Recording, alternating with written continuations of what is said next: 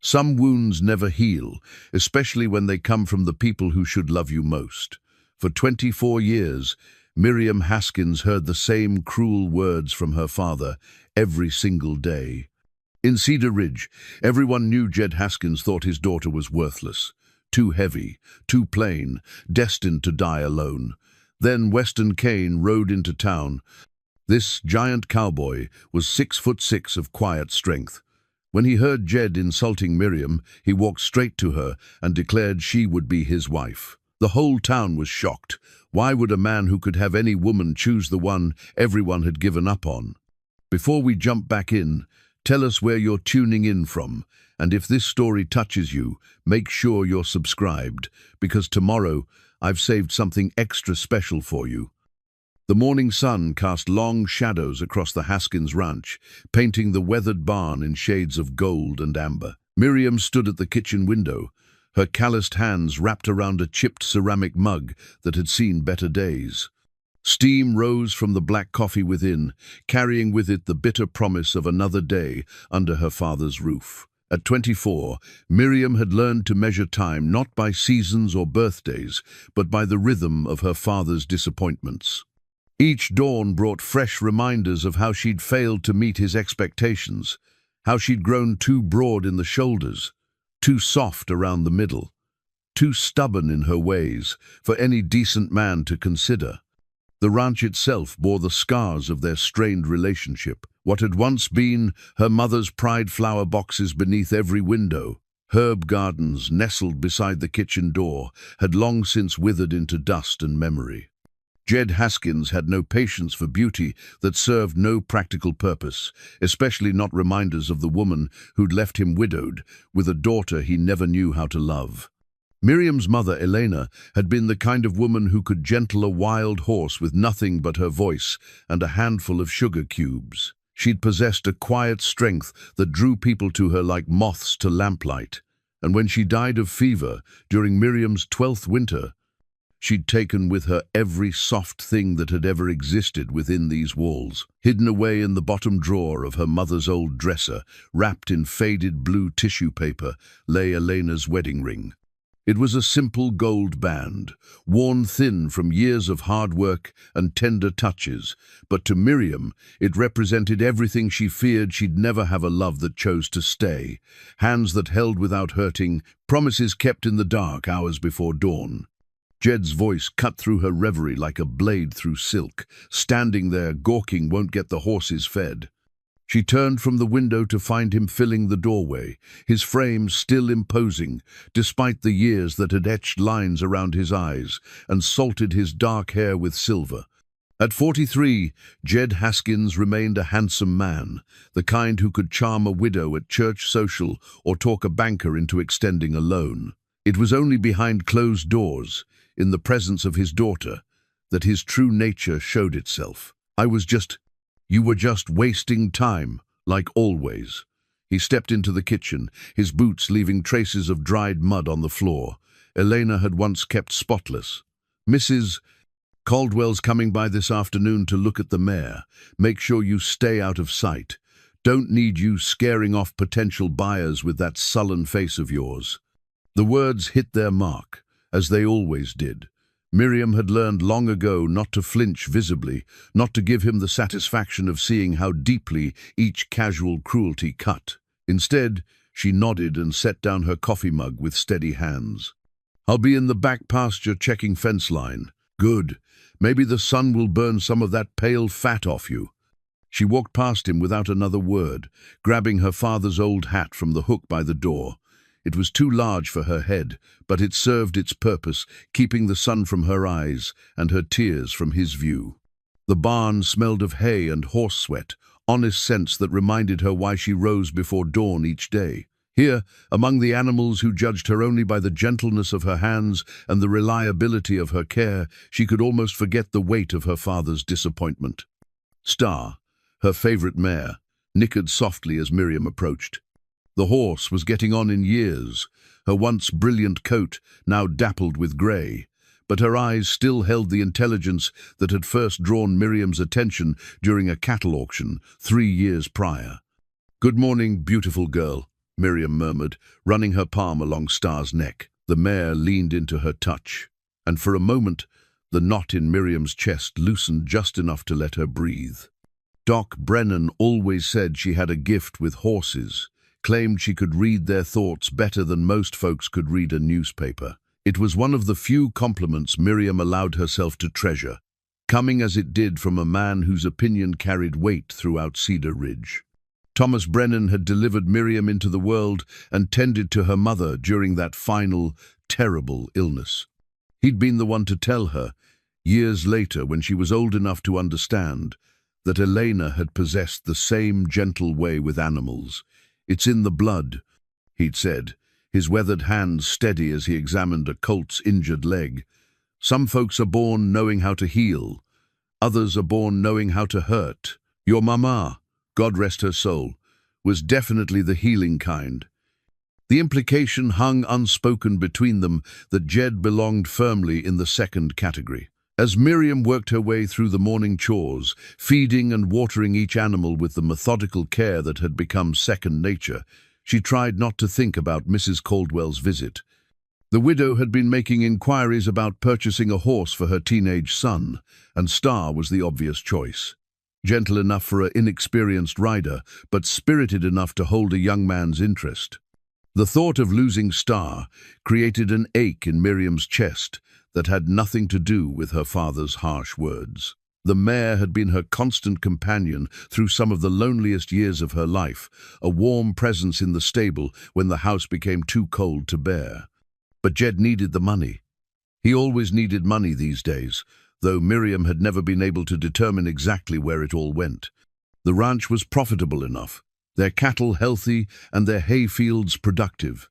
Yet there never seemed to be enough for the small comforts that might have made their austere life more bearable. By midday, the sun had climbed high enough to turn the air shimmery with heat.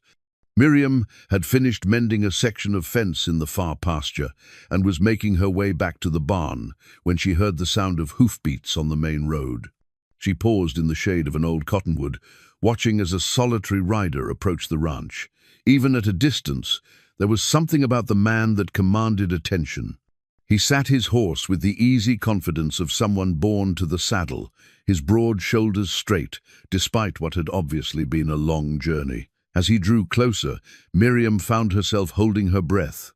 The stranger was tall, taller than any man she'd ever seen, with dark hair that curled slightly at his collar and hands that looked capable of gentling the wildest Mustang or building a homestead from nothing but raw timber. Determination. He rode a paint gelding, black and white patches gleaming in the afternoon sun, and both horse and rider moved with the fluid grace that spoke of countless miles traveled together. When he turned his head to survey the ranch buildings, Miriam caught a glimpse of steel-gray eyes and a profile that belonged in one of the dime novels Martha Henley kept hidden beneath the counter at the general store. This had to be Weston Kane, the cowboy old Pete Morrison had been talking about at the church social last week. According to Pete, Kane was looking for work and a place to settle down, had been drifting from ranch to ranch across 3 states, earning a reputation as a man who could handle horses others had given up as hopeless. Miriam watched from the shadows as her father emerged from the house, his posture already shifting into the hearty, false friendliness he reserved for potential business. She couldn't hear their words from this distance, but she could read the body language well enough. Jed expansive and welcoming, the stranger polite but reserved. After a few minutes of conversation, both men turned toward the barn, and Miriam realized she needed to make herself scarce. Her father's earlier warning echoed in her mind, "Stay out of sight." The last thing she wanted was to give Jed another reason to berate her in front of a stranger. She slipped around the back of the barn, intending to enter through the rear door and continue with her work unseen. But as she rounded the corner, she nearly collided with Martha Henley, who was approaching the ranch on foot, her gray hair escaping from its customary bun and her face flushed from the heat. "Miriam, dear." Martha's voice carried the warm affection that had been Miriam's only source of maternal comfort since Elena's death. "I was hoping to catch you before I headed home. I've got something for you." She pressed a small wrapped package into Miriam's hands, her brown eyes twinkling with the kind of mischief that had made her a favorite among Cedar Ridge's children for more than 30 years. "What is it?" Miriam asked, though she was already unwrapping the brown paper with careful fingers. Inside was a bar of lavender soap, the kind that came from back east and cost more than most folks in Cedar Ridge could afford to spend on such luxuries. The scent rose up between them, clean and sweet and utterly feminine. "Martha, I can't. You can, and you will." The older woman's voice brooked no argument. "A young lady deserves to smell like something other than horse sweat and hay dust, no matter what certain people might think." The kindness in her voice nearly brought tears to Miriam's eyes. In a world where her father's criticism had become the steady drumbeat of her days, Martha's small gestures of care felt like rays of sunshine breaking through storm clouds. "Thank you," Miriam whispered, clutching the soap to her chest. "Don't you thank me, child. Just promise me you'll use it." Martha's expression grew serious, her weathered hands reaching out to cup Miriam's face with infinite tenderness. "Your mama was the most beautiful woman in 3 counties, inside and out. Don't you let anybody convince you that apple fell far from the tree." Before Miriam could respond, the sound of men's voices drew their attention toward the barn. Through the open doors, she could see her father gesturing animatedly, while the tall stranger, Weston Kane, listened with the patient attention of a man accustomed to measuring words before he spoke them. "Well, I'll be," Martha murmured. "So that's the famous Weston Kane." Pete Morrison wasn't exaggerating when he said the man was built like a mountain. Miriam found herself staring despite her better judgment. Even in the shadows of the barn, Weston Kane's presence seemed to fill the space around him. There was something about the way he moved, the careful consideration he gave to each of Jed's words, that spoke of depths most men never bothered to cultivate. "Handsome as sin, and twice as dangerous, I'd wager," Martha continued, her voice dropping to a conspiratorial whisper. "The kind of man who could break hearts from here to California if he set his mind to it."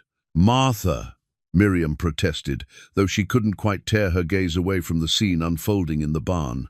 "Oh, don't you Martha me, young lady. There's nothing wrong with appreciating the Lord's handiwork when it comes calling." The older woman chuckled, then grew serious again. "Though I suppose your father wouldn't take kindly to you showing interest in a drifter, no matter how easy on the eyes." The words hit harder than Martha had intended, reminding Miriam of all the reasons why a man like Weston Kane would never look twice in her direction. She was Jed Haskins' disappointing daughter, the girl who'd grown too large and too plain for any decent man to want. As if summoned by her thoughts, her father's voice cut through the afternoon air like a whip crack. "Miriam, where the hell are you, girl? Come help Mr. Kane with his horse." The command sent a jolt of panic through her chest. The last thing she wanted was to face the handsome stranger while wearing her father's cast-off work clothes and smelling of sweat and barn dust. "Go on," Martha urged gently, "and remember what I said about that soap." With trembling hands, Miriam tucked the lavender bar into her pocket and made her way toward the barn, each step feeling like a march toward execution. She could hear her father's voice, growing more impatient with each passing second, could already picture the look of disgust that would cross his face when she appeared. But as she stepped into the cool shadows of the barn, it wasn't her father's reaction that stopped her cold. It was the way Weston Kane's steel-grey eyes found hers across the hay-strewn floor, holding her gaze with an intensity that made her forget, for just a moment, every cruel word that had ever been spoken about her worth. The weekly social gathering at Cedar Ridge's community hall had always been more trial than pleasure for Miriam. Tonight felt particularly torturous as she stood pressed against the far wall, watching the other young women of the town dance and laugh with an ease that seemed as foreign to her as speaking French. Her father had insisted she attend, claiming it was past time she stopped hiding away like some hermit. But Miriam knew the real reason Jed enjoyed displaying his disappointment publicly. relished the way other fathers looked at their own daughters with renewed appreciation after witnessing his burden. She wore her best dress, a deep blue cotton that had belonged to her mother, let out at the seams to accommodate her fuller figure. Martha Henley had helped with the alterations, her skilled fingers working magic to make the garment both modest and flattering. The lavender soap Martha had given her that afternoon had left her skin soft and sweetly scented, though Miriam doubted anyone would get close enough to notice. The hall buzzed with conversation and laughter, fiddle music providing a cheerful backdrop to the evening's festivities. Children darted between the adults, their faces flushed with excitement and too much cake, while the older folks settled into chairs along the walls to observe and comment on the younger generation's behavior. Weston Kane stood near the refreshment table, his impressive height making him impossible to miss, even in the crowded room. He'd cleaned up considerably since his arrival at the ranch that afternoon, his dark hair combed back and his white shirt pressed to crisp perfection. Several of the unmarried women had already approached him, their mothers hovering nearby with poorly concealed hope. Miriam watched as Sarah Beth Collins, the banker's pretty daughter, smiled up at him with practiced coquetry. Sarah Beth had cornflower blue eyes, a waist Miriam could probably span with her hands, and the kind of delicate beauty that made men write poetry and fight duels. She was everything Miriam was not, everything Jed constantly reminded his daughter she could never hope to become. "Look at that," her father's voice cut through her observations like a rusty blade. "Even a drifter knows quality when he sees it. Smart man." Paying attention to the Collins girl. Her daddy's got money and influence, the kind of connections that could set a fellow up for life. Jed had positioned himself beside Miriam with the deliberate intent of a man preparing to deliver a lesson. His voice carried just loud enough for nearby listeners to catch every word, though he maintained the pretense of speaking privately to his daughter. "Course, some folks don't have the good sense to recognize their limitations," he continued, his eyes scanning the room with cold assessment. "Take poor Mary Sullivan over there, mooning after young Tom Brennan like she's got a chance in hell. Girl's got a face like a horse and twice the appetite, but her mama keeps pushing her forward like she's some kind of prize." Miriam's cheeks burned with humiliation. She knew exactly where this conversation was heading, could already feel the familiar weight of her father's disapproval settling across her shoulders like a yoke. "At least Mary's got prospects," Jed went on, warming to his theme. "Her father's got that big spread up north, and she's the only child. Man might overlook a lot for the promise of good land. But you—" He turned to face her fully, his voice dropping to what he probably imagined was a kindly tone. "You've got nothing to offer but a sharp tongue and an appetite that would bankrupt a smaller man." The words hit her like physical blows, each one carefully chosen to inflict maximum damage. Around them, conversations continued, but Miriam could feel the surreptitious glances, the pitying looks from women who thanked God daily that their own daughters possessed more traditional feminine charms.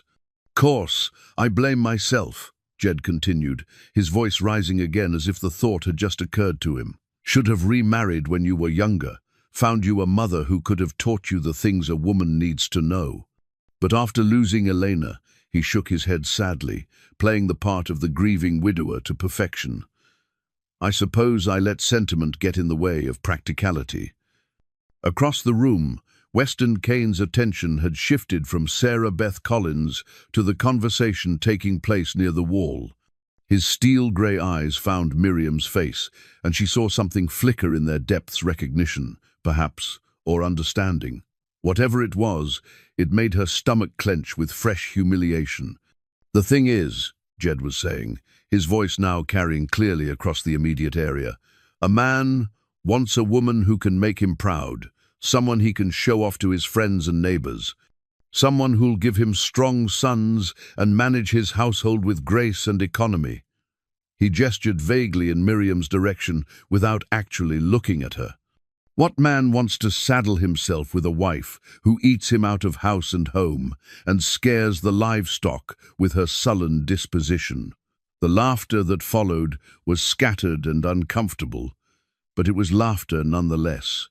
Miriam felt each chuckle like a needle pricking her skin, drawing blood from wounds that never quite healed before being opened again. "Truth is," Jed continued, apparently oblivious to his daughter's distress, "some women just aren't meant for marriage and motherhood.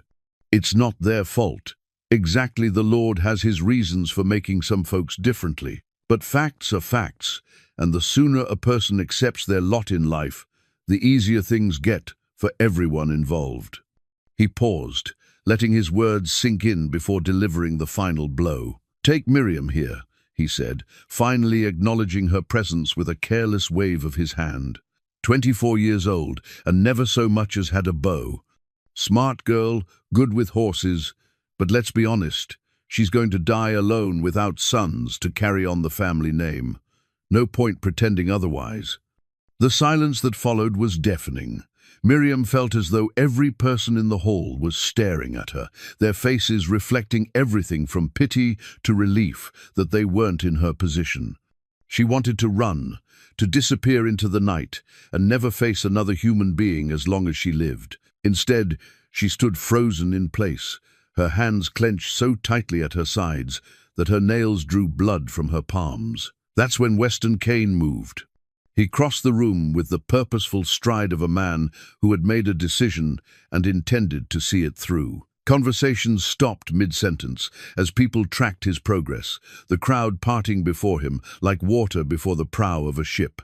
When he reached Miriam, he stopped directly in front of her, close enough that she could smell the clean scent of soap and leather that clung to his clothes. His brass compass caught the lamplight as it hung from his vest pocket, the metal gleaming like a star against the dark fabric. "Miss Haskins," he said, his voice carrying clearly through the sudden hush, "I'd be honored if you'd accept my proposal of marriage." The words fell into the silence like stones into still water, sending ripples of shock throughout the assembled crowd.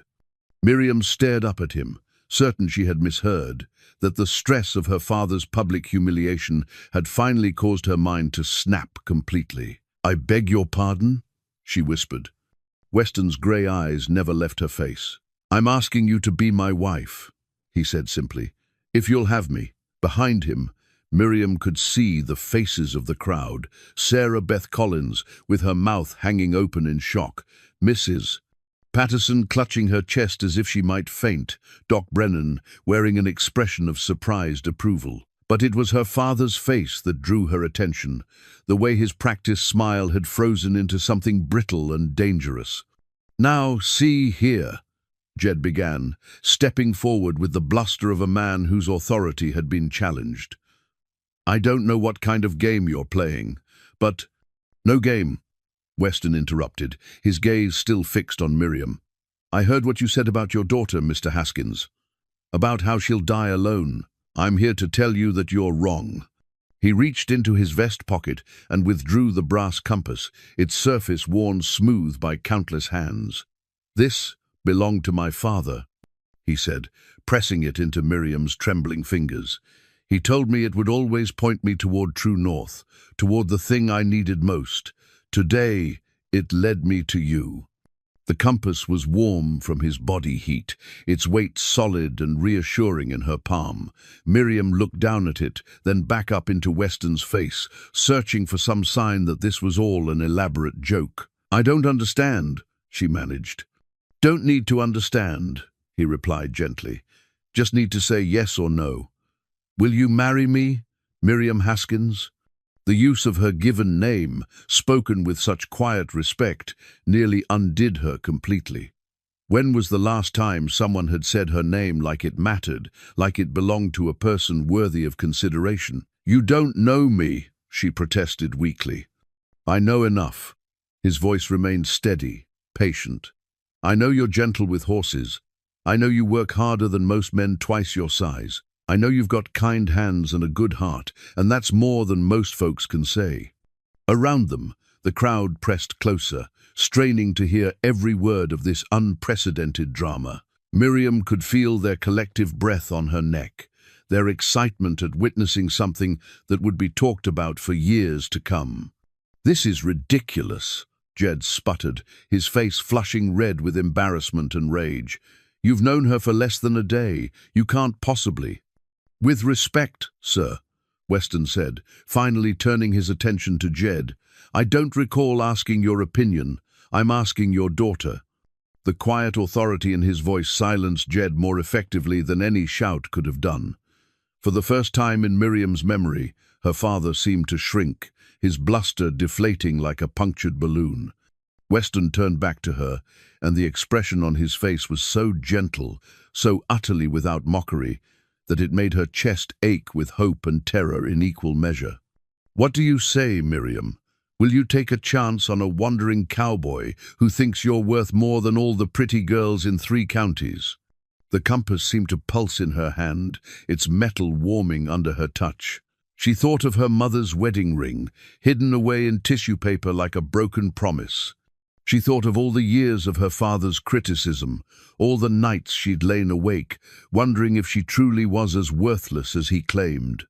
And then she looked into Weston Kane's steady grey eyes and saw something she'd never seen directed at her before: genuine respect, honest admiration, and the promise of protection without conditions. "Yes," she whispered, the word barely audible above the pounding of her heart. "Yes?" he asked, leaning closer to hear her better. "Yes," she said again, stronger this time. "Yes, I'll marry you." The smile that spread across Weston's face was like sunrise after the longest night of winter. He reached for her free hand and lifted it to his lips, pressing a gentle kiss to her knuckles that sent shivers racing up her arm. "Then it's settled," he announced, his voice carrying to every corner of the hall. "Miss Miriam Haskins has agreed to become Mrs. Weston Kane, and I consider myself the luckiest man in the territory." The explosion of voices that followed threatened to lift the roof from the building. Some folks cheered, others gasped in shock, and more than a few began talking at once, their words tumbling over each other in excitement. But Miriam heard none of it. All she could focus on was the warm pressure of Weston's hand holding hers, the solid reality of his presence beside her, and the way he looked at her like she was something precious instead of shameful. For the first time in 12 years, since the day her mother died and took all the gentle love out of their house, Miriam Haskins felt like she might actually be worth something after all. The 3 days following Weston's proposal passed in a haze of disbelief and cautious hope. Miriam found herself touching the brass compass he'd given her dozens of times each day, reassuring herself that the entire evening hadn't been some elaborate dream conjured by her lonely heart. The compass had taken up residence in her apron pocket, its familiar weight a constant reminder that someone, this gentle giant of a man, had looked at her and seen worth where others saw only disappointment.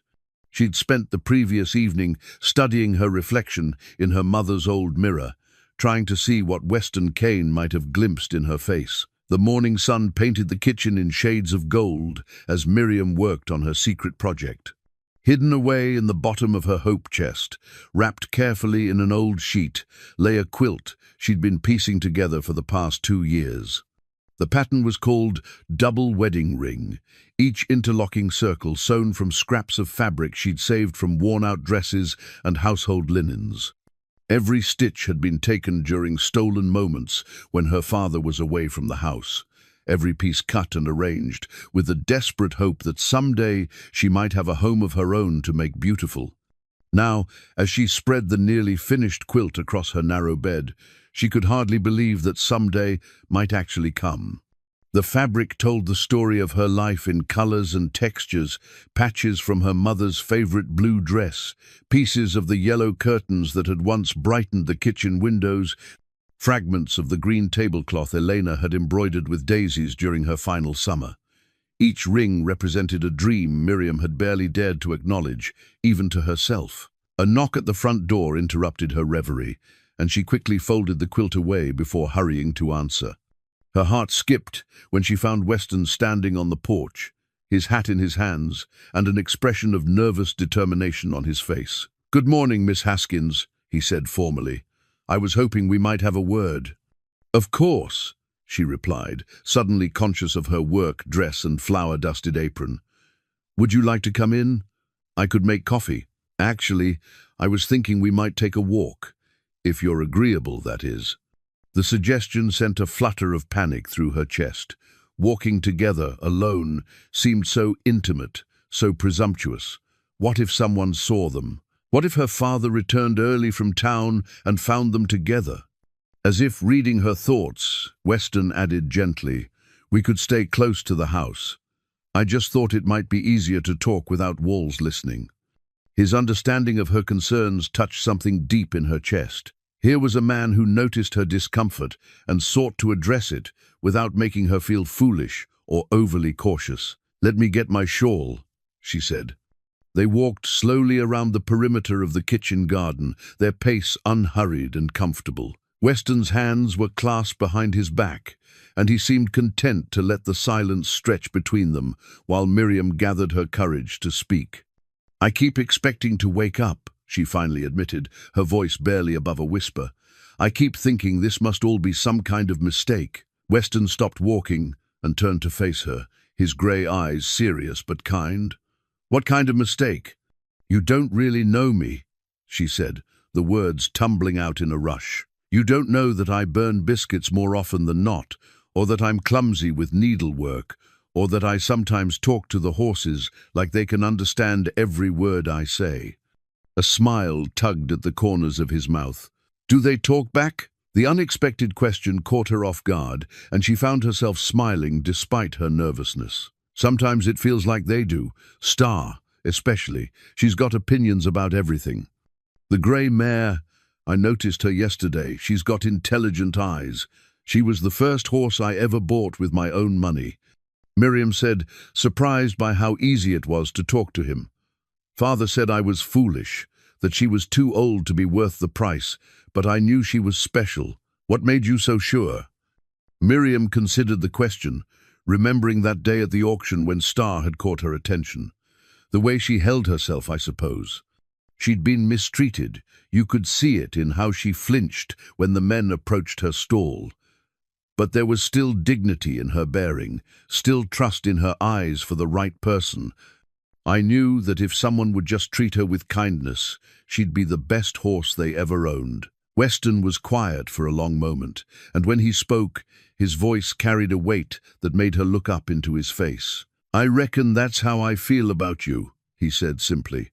The words hit her like a physical blow, stealing her breath and making her heart race. No one had ever spoken to her with such straightforward honesty, such genuine regard. "You don't know what you're saying," she protested weakly. "I know exactly what I'm saying."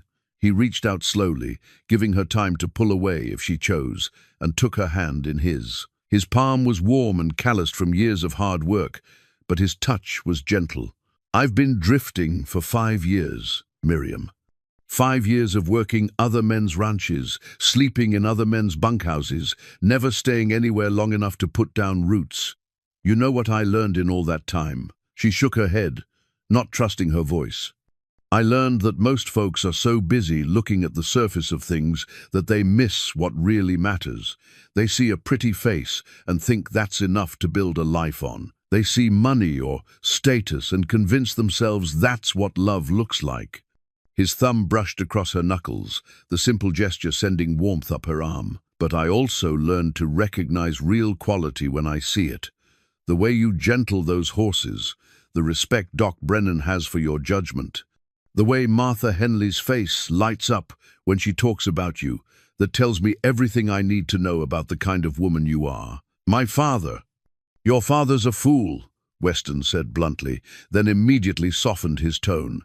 "Forgive me for speaking plainly, but it's the truth. Any man who can't see his daughter's worth isn't fit to judge anyone else's." They resumed walking, and Miriam found herself stealing glances at his profile as they moved.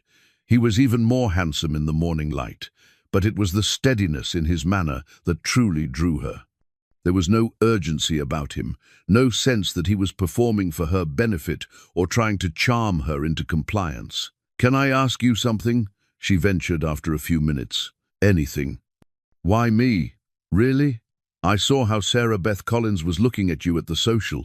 She's beautiful, and her father's got money, and And she's nothing like you, Weston interrupted gently. Sarah Beth's a fine girl, I'm sure, but when I look at her, I see someone who's never faced real hardship, never had to develop strength from the inside out. She's decorative, like a flower in a parlor window. He stopped walking again and turned to face her fully. When I look at you, I see someone who's survived things that would break a weaker person. I see competence and grace and a kind of quiet courage that can't be taught or inherited. I see a woman who could stand beside a man through whatever storms life might bring, not someone who'd need to be sheltered from every harsh wind. The sincerity in his voice made her eyes burn with unshed tears. She'd spent so many years believing her father's assessment of her worth that hearing someone speak of her with such respect felt almost overwhelming. "I'm scared," she admitted in a whisper. "Of me? Of hoping too much, of believing this is real and then having it taken away." Weston was quiet for a moment, and when he spoke, his voice carried the weight of absolute certainty. "I can't promise you that life will be easy, Miriam. Ranching's hard work, and I don't have much more than what fits in my saddlebags and the promise of steady wages from your neighbor Morrison.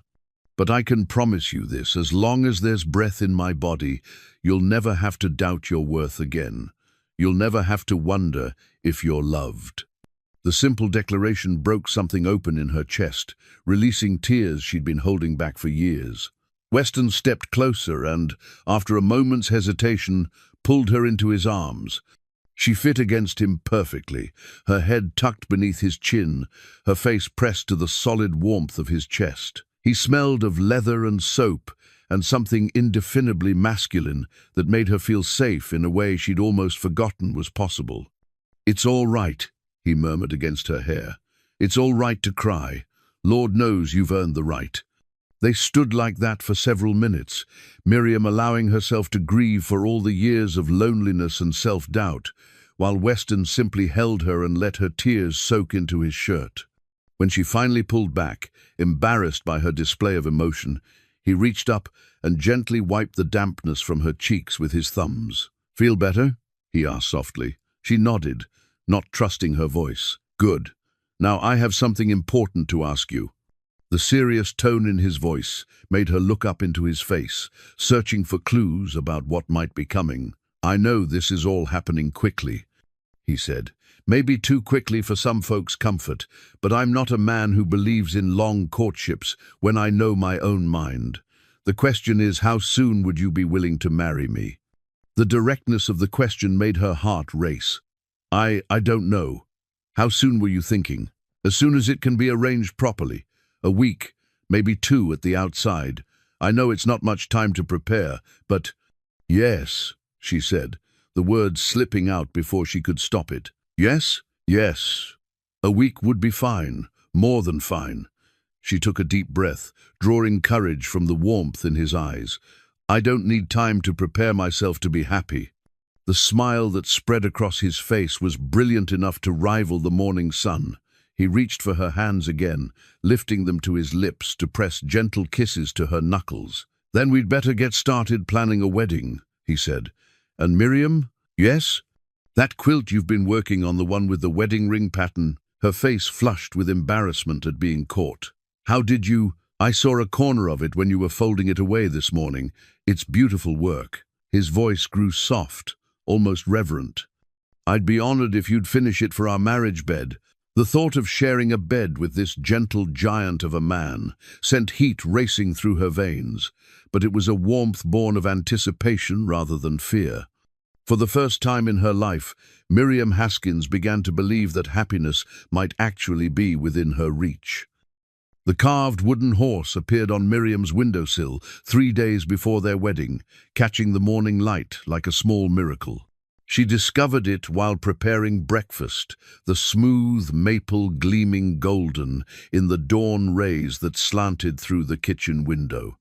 It was exquisite work, no larger than her palm, but every detail lovingly rendered. The mare's flowing mane, the delicate curve of her neck, the way she seemed poised to leap into motion at any moment. Even the tiny hooves were perfectly formed, polished to a soft sheen that spoke of countless careful hours. A piece of paper lay folded beneath the carving, and Miriam's hands trembled slightly as she opened it to reveal Weston's careful script. For the woman who understands that beauty comes from strength, not size. Every horse should be so lucky as to have your gentle hands. She pressed the note to her chest, overwhelmed by the thoughtfulness of the gift. In her 24 years, no one had ever made something just for her, crafted with such care and attention to detail. The wooden horse seemed to capture everything Weston had come to mean to her, strength and grace combined, wild beauty tamed by gentle patience. "What's that you've got there?" Jed's voice cut through her reverie like a blade. She turned to find him standing in the doorway, his hair still mussed from sleep and his expression already settling into its familiar lines of disapproval. "Nothing important," she said quickly, slipping the horse into her apron pocket alongside the brass compass that had become her constant companion. But Jed's sharp eyes had already caught the gleam of polished wood. "Let me see it." There was no refusing when he used that tone. With reluctant fingers, Miriam withdrew the carving and placed it on the table between them. Jed picked it up, turning it over in his calloused hands with the critical eye of a man who found fault in everything. "Fancy work," he said finally. "Must have taken considerable time to make something like this." "I suppose," Miriam replied carefully, uncertain where this conversation was heading. Time that could have been spent on more practical matters. He set the horse down with deliberate force, though not quite hard enough to damage it. Man's got to eat, after all. Got to have a roof over his head and clothes on his back. Doesn't seem wise to waste effort on trinkets when there's real work to be done. The criticism stung, as it was meant to. Jed had a talent for taking anything that brought Miriam joy and finding the flaw within it, the reason she shouldn't allow herself such frivolous happiness. "It was a gift," she said quietly. "Gift?" Jed's eyebrows rose in mock surprise. "From your intended, I presume? How thoughtful of him to spend his time whittling toys instead of figuring out how he's going to support a wife." Before Miriam could respond, the sound of approaching hoofbeats drew their attention toward the front of the house. Through the window, she could see Weston dismounting from his paint gelding, his movements easy and confident, despite the early hour. "Speak of the devil," Jed muttered, but he straightened his shoulders and arranged his features into a semblance of cordiality as Weston's boots sounded on the porch steps.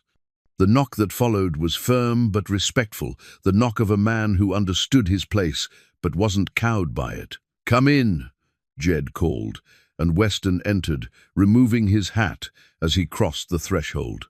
"Morning, Mr. Haskins." "Miriam." His grey eyes found hers immediately, and the warmth in them made her heart skip. "I hope I'm not intruding." "Not at all," Jed replied with false heartiness. "Just having our morning coffee. Would you care for a cup?" "That's kind of you, but I can't stay long. I wanted to speak with Miriam about the wedding arrangements, if that's all right." "Course it is. She's your intended, after all." Jed's smile didn't quite reach his eyes. "Though I notice you've already been leaving her little presents. Found this on the table just now." He gestured toward the wooden horse, and Miriam felt her cheeks burn with embarrassment. There was something in her father's tone that made the gift sound foolish, impractical, like evidence of poor judgment on Weston's part.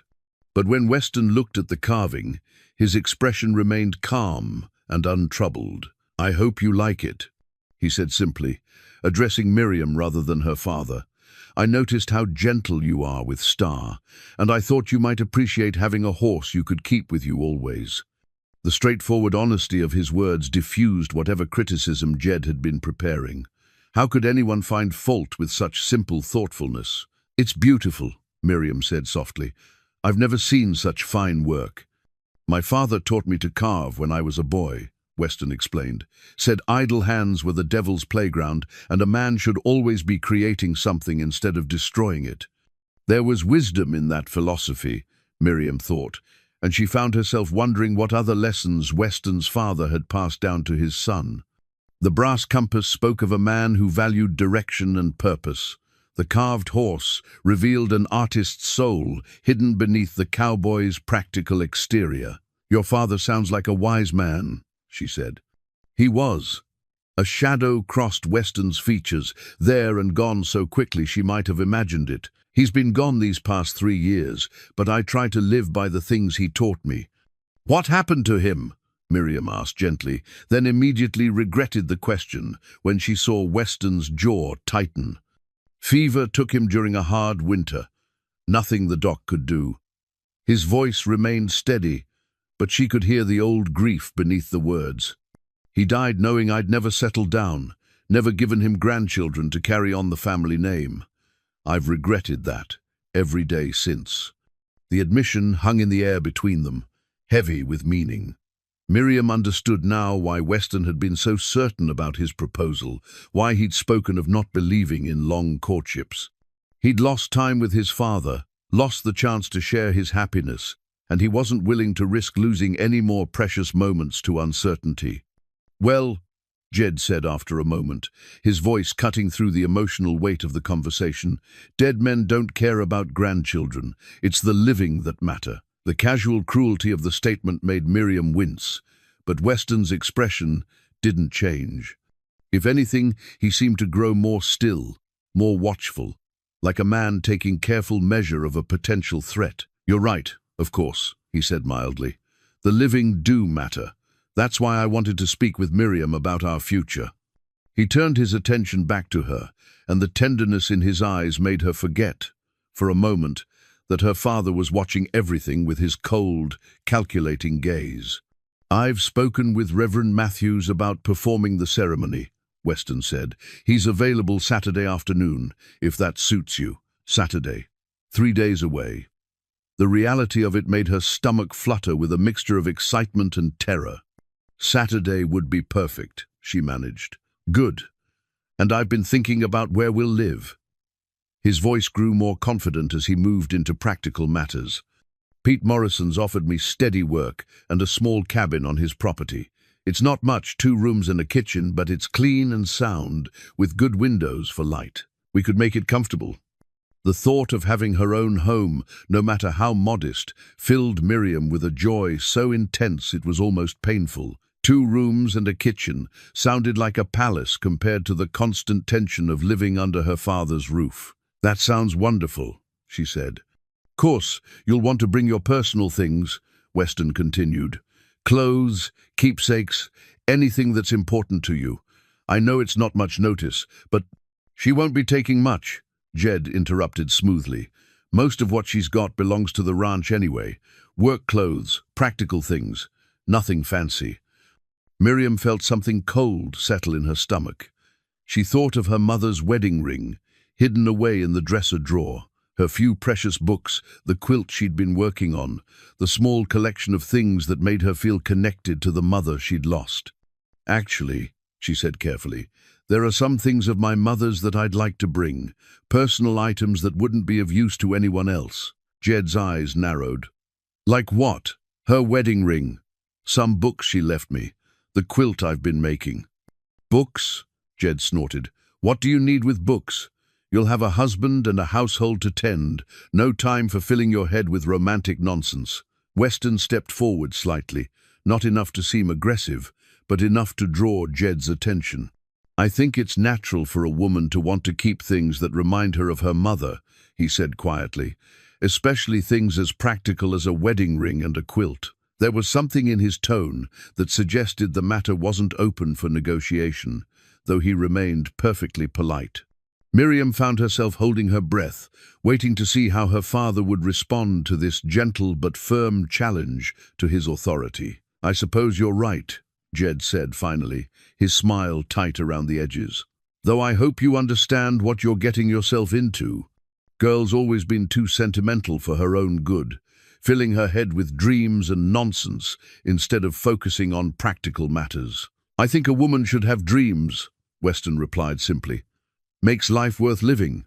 The 2 men looked at each other for a long moment, some unspoken communication passing between them that Miriam couldn't quite decipher. Finally, Jed shrugged and turned away, dismissing the entire conversation with a wave of his hand. Well, I'll leave you two to your planning. I've got cattle to tend. He left the kitchen without another word, and the silence that followed felt heavy with unspoken tensions. Weston waited until the sound of Jed's boots had faded before turning back to Miriam, his expression gentle but concerned. "Are you all right?" he asked softly. She nodded, though her hands were trembling slightly as she picked up the wooden horse from the table. "He's not usually so." She stopped, unable to finish the lie. "So hostile?" Weston supplied gently. "Miriam, you don't have to make excuses for him. Not with me." The kindness in his voice nearly undid her. She'd spent so many years defending her father's behavior, explaining away his cruelties as disappointment or grief, that she'd almost convinced herself they were normal. "He wasn't always like this," she said quietly. "Before Mama died, he was different. Kinder." "Grief changes people," Weston acknowledged, "but it doesn't excuse everything, and it shouldn't fall on you to bear the weight of his pain." She looked up into his face, searching for judgment or pity, but found only understanding. "You really mean that, don't you? About the dreams?" Every word. He reached out and touched her cheek gently, his calloused thumb brushing away a tear she hadn't realized had fallen. "Tell me about them, your dreams." The request caught her off guard. No one had ever asked her that before, what she wanted, what she hoped for beyond the basic necessities of survival. "I dream about having a garden," she said hesitantly, "like Mama used to keep, with flowers and herbs and vegetables all growing together. I dream about children learning to read at my kitchen table, maybe teaching them the way Mama taught me." Her voice grew stronger as she spoke, the words flowing more freely as Weston listened with genuine interest. "I dream about having a horse of my own, not for work, but just for the joy of riding across open country on a spring morning. And I dream about—" She stopped, her cheeks flushing with embarrassment. "What?" he prompted gently. "I dream about being the kind of wife my mother was, the kind who makes a house feel like home, who knows how to comfort and encourage and make ordinary moments feel special." Weston was quiet for a long moment, and when he spoke, his voice carried a weight of absolute sincerity. "Those aren't foolish dreams, Miriam, they're beautiful ones, and if you'll let me, I'd like to help you make every one of them come true." The promise hung between them like a bridge spanning the gulf between her lonely past and a future bright with possibility. She wanted to believe him, wanted to trust that this gentle man could truly see value in the dreams she'd held so close to her heart. "Saturday," she said, testing the word on her tongue. 3 days. 3 days, he confirmed. "Are you ready?" She thought of the quilt folded away in her hope chest, the wedding ring wrapped in tissue paper, the wooden horse warm in her palm. She thought of the cabin on Pete Morrison's land, small and simple, but theirs alone. "Yes," she said, and for the first time in years, she truly meant it. "I'm ready." The marriage certificate lay spread across Reverend Matthew's desk, the ink still wet from their signatures. Miriam stared down at her new name, Mrs. Weston Kane, written in her careful script beside her husband's bold hand. The transformation felt surreal, as if she'd stepped through a doorway into someone else's life entirely. Saturday afternoon had dawned clear and bright, with just enough breeze to keep the late spring heat from becoming oppressive. The simple ceremony had taken place in the church's modest sanctuary, with nearly half the town in attendance. Martha Henley had wept openly during the vows, while Doc Brennan beamed from his seat in the front pew like a proud father. Even Jed had managed to maintain his composure throughout the proceedings, though Miriam had caught the flash of something dark in his eyes when Weston slipped the plain gold band onto her finger. It was a simple ring, purchased from the traveling merchant who'd passed through town the day before, but to Miriam it felt more precious than any diamond. "Well, Mrs. Kane," Weston said softly, his voice carrying a note of wonder that matched her own feelings. "How does it feel to be a married woman?" She looked up into his face, this man who was now her husband, and felt a flutter of nervous excitement in her chest. "Different," she admitted. "Good different, but overwhelming," he supplied gently. She nodded, grateful for his understanding. Everything had happened so quickly that her mind was still struggling to catch up with the reality of her new circumstances. The small reception that followed had been organized primarily by Martha Henley and several of the other church ladies, who'd insisted that every bride deserved proper celebration, regardless of the short notice. Tables had been set up in the churchyard, laden with covered dishes and fresh flowers from their gardens. Miriam had moved through the festivities in a daze, accepting congratulations and well wishes from neighbors who seemed genuinely pleased by her unexpected good fortune. It was a far cry from the pitying looks and whispered comments she'd grown accustomed to over the years. Even Sarah Beth Collins had approached her with what seemed like sincere good wishes, though there was a brittleness to her smile that suggested the banker's daughter was still processing the shock of being passed over for the town's resident spinster. "I hope you'll be very happy," Sarah Beth had said, her blue eyes scanning Miriam's simple blue dress with barely concealed bewilderment. "Mr. Kane seems like a fine man." "Thank you," Miriam had replied, unsure how else to respond to such carefully neutral sentiment. Now, as the last of the well-wishers departed and the afternoon shadows began to lengthen, Miriam found herself alone with Weston for the first time since becoming his wife. The realization sent a shiver of anticipation mixed with apprehension down her spine. "Are you ready to see your new home?" he asked, offering her his arm with the courtly gesture that had already become familiar. Their new home. The words sent a thrill through her that she tried to contain. After years of living under her father's roof, subject to his moods and criticisms, the thought of having a place that belonged to her and Weston alone seemed almost too wonderful to believe. The ride to Pete Morrison's ranch took nearly an hour, with Miriam's few possessions loaded into the back of a borrowed wagon. Her mother's trunk, the quilt carefully wrapped in clean sheets, a small collection of books, and the precious wooden horse that had already found a place of honor among her belongings. Jed hadn't come to see them off, claiming he had urgent business elsewhere. Miriam wasn't surprised her father had never been comfortable with displays of emotion, and her marriage represented a loss of control he wasn't prepared to acknowledge gracefully. The cabin that was to be their home sat in a grove of cottonwoods, about a quarter-mile from the main ranch house. It was larger than Weston had described 3 rooms rather than 2, with a covered porch that faced west toward the mountains. The logs were weathered but sound, chinked tight against winter winds, and the windows gleamed clean and welcoming in the late afternoon light. "Pete's wife lived here when they were first married," Weston explained as he helped her down from the wagon, "before they built the big house. She insisted on keeping it maintained for guests, or said," he paused, a slight flush coloring his cheeks, "well, for occasions like this." Miriam's heart swelled at the thoughtfulness of their hosts. The Morrisons barely knew her, but they'd opened their home and their land to help a young couple start their life together. The interior of the cabin was simple but comfortable, with a stone fireplace dominating one wall of the main room and a kitchen area equipped with a sturdy wood stove and hand-pumped well water. The bedroom was small but bright, with windows on 2 walls and space enough for the double bed that had been Pete's wedding gift to them. But it was the touches added by Mrs. Morrison that brought tears to Miriam's eyes. Fresh flowers in a blue ceramic vase, clean linens on the bed, and a pot of stew simmering on the stove with a note promising more substantial provisions would be delivered in the morning. "She didn't have to do all this," Miriam whispered, overwhelmed by such kindness from a virtual stranger. "Sarah Morrison knows what it's like to start fresh in a new place," Weston said gently.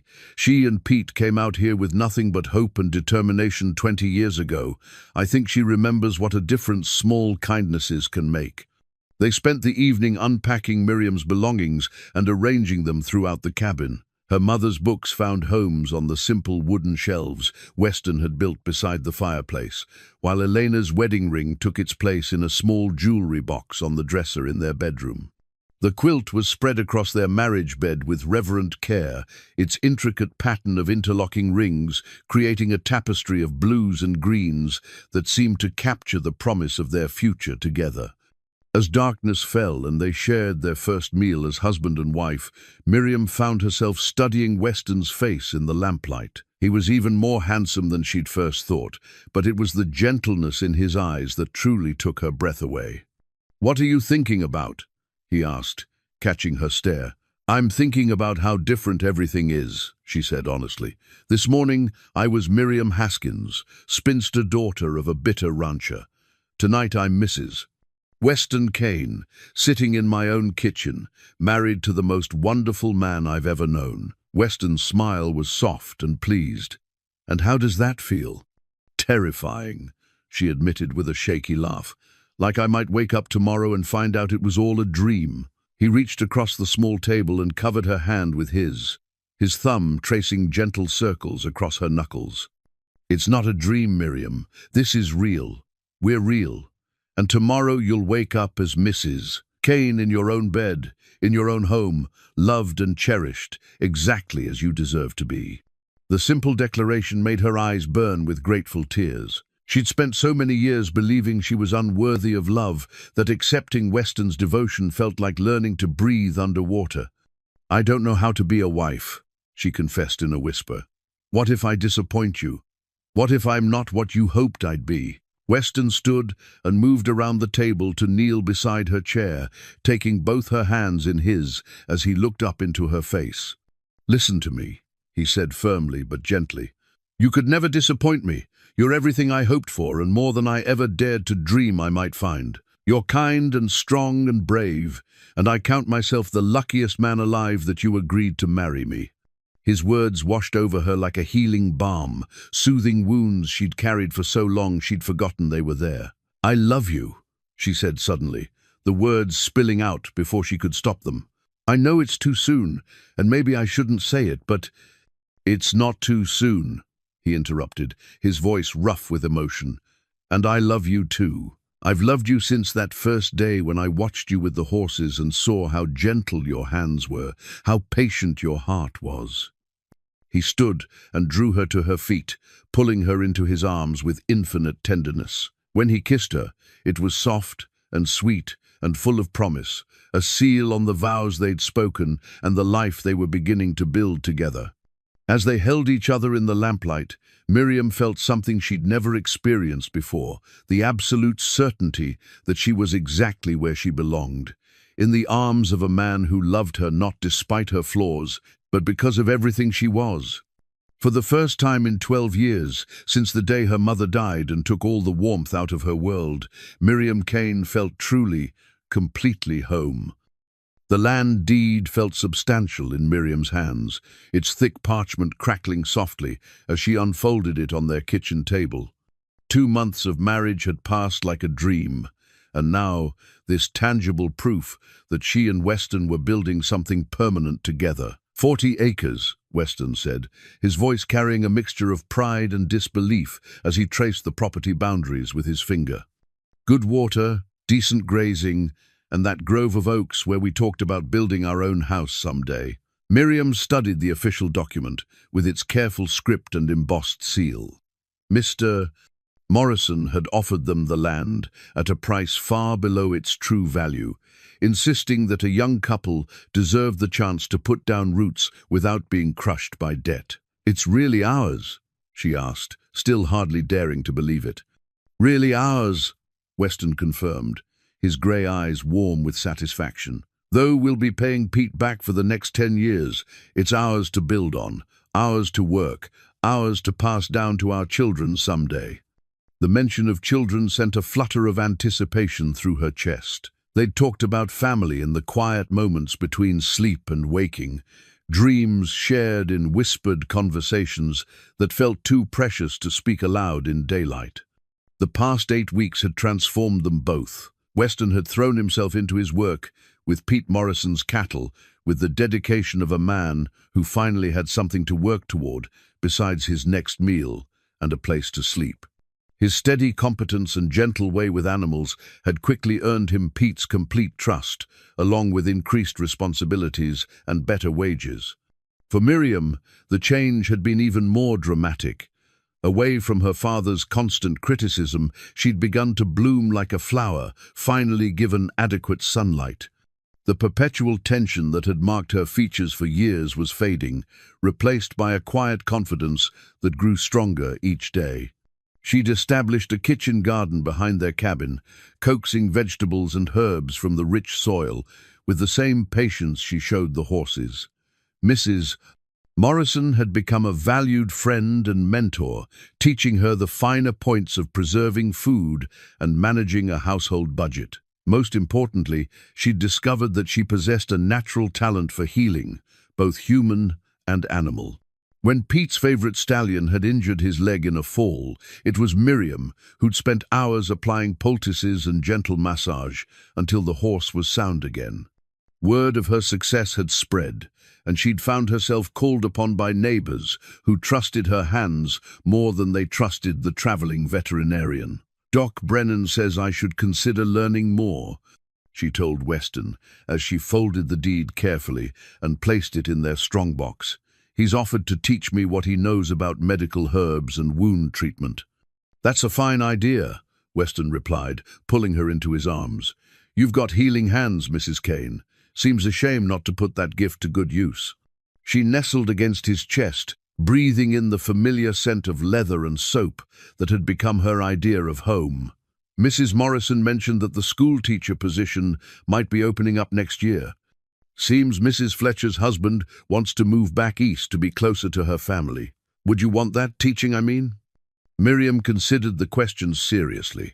The thought of molding young minds, of passing on her love of reading and learning, appealed to her greatly. But there was another consideration. "It would depend," she said carefully, "on whether we had our own children to think about by then." Weston's arms tightened around her, and she could hear the smile in his voice when he spoke. "Well, we'll just have to see what the future brings, won't we?" Their peaceful moment was interrupted by the sound of rapid hoofbeats approaching the cabin.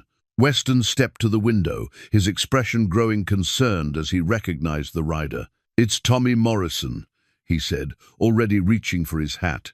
"Something's wrong." The boy who dismounted from his lathered horse was barely 16, Pete's youngest son, and his face was pale with worry. "Mr. Kane, ma'am," he gasped, fighting to catch his breath. "Pa sent me to fetch you both. There's been trouble at the Haskins place." Miriam felt her blood turn to ice. "What kind of trouble?" "Fire," Tommy said simply. "Barn went up about an hour ago. They got most of the animals out, but—" He swallowed hard. "Mr. Haskins is hurt pretty bad. Doc Brennan's there, but he asked if Mrs. Kane could come. Says you've got the best hands for burn treatment he's ever seen." The ride to her father's ranch passed in a blur of dust and pounding hooves. Weston had saddled their fastest horses, while Miriam gathered her medical supplies, the herbs and salves she'd learned to prepare under Doc Brennan's tutelage, clean bandages, and the gentle touch that seemed to ease pain wherever she applied it. The scene that greeted them was devastating. The barn was a smoking ruin, its charred timbers reaching toward the grey sky like the bones of some enormous beast. The acrid smell of burned wood and hay hung heavy in the air, along with something else that made Miriam's stomach clench with dread. Doc Brennan emerged from the house as they approached, his usually immaculate clothes stained with soot and blood. His face was grim as he pulled Weston aside for a quiet conversation, while Miriam hurried toward the house where her father lay. Jed was barely conscious, his face and hands bearing the angry red marks of serious burns. He'd been trying to save the horses when a burning beam had fallen, trapping him briefly before he could be pulled free. "Papa?" Miriam knelt beside his bed, her trained eyes assessing the extent of his injuries. The burns were severe but not life-threatening, though they would require careful tending to prevent infection. Jed's eyes opened at the sound of her voice, focusing on her face with difficulty. "Miriam, what are you?" He tried to sit up, then fell back with a grunt of pain. "Don't try to move," she said firmly, already reaching for her supplies. "I'm going to clean these burns and apply some salve. It's going to hurt, but it'll help you heal faster." For the next 2 hours, she worked with the focused intensity she'd learned from Doc Brennan, cleaning wounds and applying the healing herbs she'd gathered and prepared. Jed bore the treatment with stoic silence, though she could see the pain in his eyes and the way his jaw clenched against the urge to cry out. It was only when she was bandaging his hands that he spoke. "Why did you come?" His voice was hoarse from smoke, inhalation, and pain. "I know you don't owe me any kindness." The question stopped her cold. She looked down at his burned hands, hands that had never offered her comfort, that had worked alongside a tongue that had cut her with cruel words for years. "You're my father," she said simply. "That's reason enough." Jed was quiet for a long moment, his eyes studying her face with an intensity she'd never seen from him before. "You look different," he said finally. "Happy, healthy." "I am happy," she replied, continuing her work with steady hands. "Kane treating you well?" "He treats me like I'm precious," she said, unable to keep the wonder out of her voice. "Like I'm worth something." Jed's expression tightened, and for a moment she thought he might return to his old pattern of cutting remarks. Instead, he closed his eyes and was silent for so long she thought he'd fallen asleep. "I was wrong," he said finally, his voice barely above a whisper. "About you, about what kind of woman you are." The admission hung in the air between them, fragile as spun glass. Miriam felt tears prick her eyes, not because the words erased years of pain, but because they offered the possibility of something different between them. "The fire wasn't an accident," Jed continued, his voice growing stronger. "Someone set it deliberately. I saw them running away as the flames caught. Who would do such a thing?" "Men I owe money to," he said heavily. "Men who don't take kindly to being put off when debts come due." The confession sent a chill through Miriam that had nothing to do with the evening air. She thought of Weston, of their new land, and their dreams for the future, and realized that her father's troubles might not be as distant from their lives as she'd hoped. "How much money?" she asked quietly. Jed's laugh was bitter and self-deprecating. "More than I can pay, more than the ranch is worth, truth be told." "Gambling debts?" He nodded, shame coloring his features. "Started small, after your mother died. Thought it might help me forget the pain for a while. But it just kept growing, like a cancer, until—" he gestured weakly toward the smoking ruins of his barn. Miriam finished the last bandage in silence, her mind racing. She thought of the deed in their strongbox, of the life she and Weston were building together, of all the reasons she had to turn her back on the man who'd made her childhood a misery. But she also thought of her mother's gentle hands, of the lessons Elena had tried to teach about forgiveness and family, about the importance of choosing kindness even when it wasn't earned. "We'll figure something out," she said finally, though she had no idea what that might be. Jed's eyes filled with tears, the first she'd seen from him since her mother's funeral. "I don't deserve your help," he whispered. "I know that, but thank you." As she packed up her medical supplies and prepared to return home with Weston, Miriam realized that the fire had burned away more than just a barn. It had stripped away the last pretenses between herself and her father, leaving them both with the raw truth of who they really were. The question now was what they would choose to build from the ashes. The hidden property survey lay buried beneath a stack of old newspapers in Jed's desk drawer, its edges yellowed with age and its contents more damning than Miriam could have imagined. She'd been searching for medical receipts to help calculate her father's debts when her fingers had brushed against the folded document, and curiosity had compelled her to examine it more closely. What she discovered made her stomach turn to lead. According to the surveyor's report, dated 3 years earlier, the Haskins ranch encompassed far less acreage than Jed had always claimed. Worse, a significant portion of what he'd been calling his land actually belonged to the territorial government prime grazing acres that he'd been using illegally for the past decade. But that wasn't the worst of it. Clipped to the survey was a collection of promissory notes bearing her father's signature, each one stamped with the seal of a Denver banking consortium known for its ruthless collection practices. The amounts were staggering, more money than the ranch could generate in 5 years of perfect conditions. The final document in the pile made her hands shake with a mixture of rage and disbelief. It was a letter from the consortium's legal representative, dated 6 months ago, informing Jed that foreclosure proceedings would begin unless full payment was received within 90 days. That deadline had passed 2 weeks ago. "Find what you were looking for?" Weston's voice from the doorway made her jump, the papers scattering across the desk's scarred surface. She turned to face her husband, seeing her own shock and dismay reflected in his grey eyes as he took in the documents spread before her. "You knew," she said, her voice flat with the certainty of it. "You knew about this." Weston stepped into the room, closing the door softly behind him. "I suspected. Some of the things your father said, the way he's been acting, it all pointed to serious financial trouble." "Serious financial trouble?" Miriam's voice rose despite her efforts to remain calm. "Weston, he owes more than $20,000 to a consortium that's known for breaking men who can't pay their debts. This isn't trouble, this is catastrophe." She stood and began pacing the small room, her mind racing through the implications of what she'd discovered.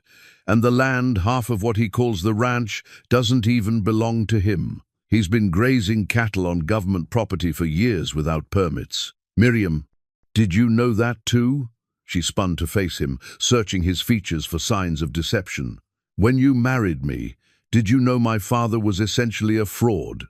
Weston's jaw tightened, and she saw something flicker in his eyes that might have been guilt. "I knew he was in debt. I didn't know how deep until now. But you had an idea. It wasn't a question. The pieces were falling into place with horrible clarity. That's why you were so certain about marrying me, why you moved so quickly. You knew this was coming." "No." His voice was firm, almost harsh. "I married you because I love you, Miriam. Everything else was secondary." "Everything else?" She gestured toward the papers on the desk. "This affects us too, Weston. When those men come for their money, and they will come, they're not going to care that I'm married to someone else now. In their minds, I'm still Jed Haskins's daughter, still potentially liable for his debts." The truth of it hung between them like a physical presence. In the territory's crude legal system, family members could indeed be held responsible for unpaid debts, especially when the debtor's assets were insufficient to satisfy the obligation. "They burned the barn as a warning," Weston said quietly. "Pete Morrison heard rumors in town yesterday. There are 3 men asking questions about Jed's financial situation, offering to buy information about his assets and family connections." Miriam sank into the desk chair, overwhelmed by the magnitude of their situation. "How long do we have?" "Not long. Maybe a few weeks before they make their move officially." She stared down at the survey report, reading the devastating numbers again. "There has to be something we can do, some legal recourse." "With what money?" Weston's question was gentle but pointed. "Legal proceedings cost money we don't have, and even if we could afford them, territorial courts aren't known for their sympathy toward debtors." The hopelessness of their situation began to settle over her like a suffocating blanket. Everything they'd built together, their home, their land, their dreams for the future, was suddenly at risk because of her father's weakness and deception. "I should have known," she said bitterly. "I should have seen the signs. The way he always needed money. The way he'd disappear for days at a time, claiming to be conducting business." "You couldn't have known," Weston interrupted firmly. "Jed made sure of that. He's been lying to everyone, including himself, for years. But I lived with him. I should have." She stopped, a new realization hitting her with the force of a physical blow. "He wanted me gone. That's why he was so cruel, why he constantly told me I'd never marry. He was trying to drive me away before this all came out." The cruelty of it took her breath away. Jed hadn't been disappointed in her for being unmarriageable. He'd been terrified that she would marry and potentially drag an innocent man into his financial catastrophe. His constant criticism hadn't been born of disgust but of fear, a twisted attempt to protect her by making her so miserable she'd leave of her own accord. In his way, he was trying to protect you. Weston said, as if reading her thoughts. By destroying my self-worth, by making me believe I was worthless. Anger flared in her chest, hot and cleansing. There had to be better ways. Maybe, but pride makes men do foolish things, and your father has always had more pride than sense. The sound of hoofbeats in the yard interrupted their conversation. Through the window, Miriam could see 3 riders approaching the house, hard-looking men with the kind of easy confidence that came from years of intimidating people smaller and weaker than themselves. "They're here," Weston said grimly, his hand moving instinctively to the gun at his hip. "Stay behind me, Miriam. Let me do the talking." The men who dismounted in the yard looked exactly like what they were, professional collectors employed by people who didn't believe in negotiation or mercy. The leader was a tall, thin man, with dead eyes and a carefully groomed mustache, while his companions were built like prize fighters, all broad shoulders and scarred knuckles. Jed emerged from the house to meet them, his bandaged hands and obvious pain, doing nothing to diminish the air of quiet desperation that surrounded him. Even from a distance, Miriam could see the fear in his posture, the way he held himself, like a man expecting to be struck. "Mr. Haskins," the thin man called out, his voice carrying clearly across the yard, "I trust you remember our previous correspondence regarding your outstanding obligations." "I remember," Jed replied, his voice hoarse but steady. "But as you can see, I've had some setbacks recently. The fire was unfortunate," the man interrupted smoothly. "But it doesn't alter the fundamental reality of your situation. You owe the consortium a considerable sum of money, and that debt has come due. I need more time. Maybe we could work out some kind of payment plan." "I'm afraid that's not possible." The thin man's tone remained conversational, but there was steel beneath the politeness. "However, we understand that circumstances sometimes require creative solutions." He gestured toward the house, and Miriam felt Weston's body tense beside her. "We're prepared to discuss alternative arrangements that might involve your daughter and her new husband." The blood drained from Miriam's face as the full implications of the threat became clear. These men weren't just here to collect from Jed, they were prepared to extend his debt to include her and Weston, to drag them into the financial quicksand that was already swallowing her father. "My daughter has nothing to do with this," Jed said, his voice rising slightly. "She's married now, building her own life. This is my responsibility." "Family is family, Mr. Haskins, and debts have a way of following family lines." The thin man's smile was cold and predatory, especially when those family members have recently acquired valuable assets. The land deed. Somehow, they knew about the 40 acres she and Weston had purchased, knew about their hopes and plans for the future. The realization that they'd been watched, investigated, made Miriam feel sick to her stomach. "Now," the man continued, "we can discuss this like civilized people, or we can allow the territorial marshal to handle the matter through official channels. I think you'll find our approach considerably more flexible." As the confrontation in the yard continued, Miriam found herself thinking not of fear or anger, but of a moment weeks earlier, when Weston had told her that sometimes a person had to choose between being right and being smart. Looking at the documents scattered across her father's desk, at the proof of years of lies and financial recklessness, she realized that choice was now upon them. They could try to fight this legally and lose everything in the process, or they could find another way, a smarter way, even if it wasn't necessarily the right way. The question was whether they were strong enough, clever enough, and brave enough to outwit men who made their living destroying other people's dreams. The answer, she realized as she watched Weston's steady gaze through the window, would determine not just their future, but whether they had any future at all. Weston's rifle lay across his knees as he sat on their cabin's front porch, the weight of the weapon both comforting and troubling. The events of the past week had transformed their peaceful home into something resembling an armed camp, with neighbors taking turns keeping watch and everyone jumping at unexpected sounds. The three debt collectors had made their intentions clear during that tense confrontation in Jed's yard. They wanted $20,000 plus interest, and they weren't particular about where it came from. When Jed had protested that he didn't have that kind of money, the thin man who'd introduced himself only as Mr. Carlyle had smiled his cold smile and suggested they might accept the Kane's 40 acres as partial payment. Partial payment for a debt that isn't even ours, Miriam had said later that evening, her voice tight with controlled fury. How is that legal? It's not, Weston had replied grimly. But legal and enforceable are two different things out here, and men like Carlyle know exactly how far they can push before anyone with real authority takes notice. The past week had been spent in careful preparation, though for what exactly, none of them were entirely certain. Pete Morrison had quietly spread word among the local ranchers, and the response had been both gratifying and sobering. Nearly every man within 20 miles had offered assistance, but they all understood the reality of their situation. They were facing professional criminals backed by Eastern money and territorial connections.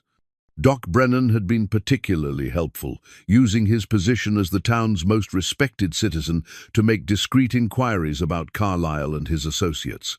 What he'd learned wasn't encouraging. They're not just debt collectors, he'd reported during a tense meeting in the Morrisons' kitchen. Carlyle works for a consortium that specializes in acquiring Western land through foreclosure and intimidation. They've done this before, in Colorado and Wyoming. They come in, buy up bad debts from local creditors, then use those debts to force people off valuable property. But why our land? Miriam had asked. 40 acres isn't worth $20,000. It's not about the land's current value, Pete Morrison had explained. It's about what it might be worth in the future.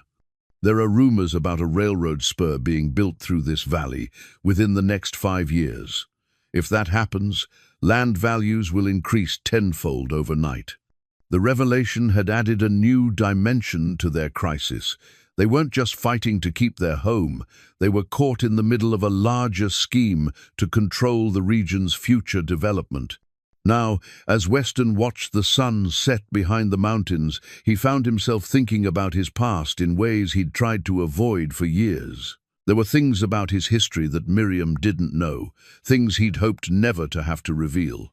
The truth was that Weston Kane hadn't always been a simple ranch hand. For 3 years, before his father's death, he'd worn a deputy marshal's badge in Kansas, dealing with exactly the kind of men who were now threatening his wife and their future.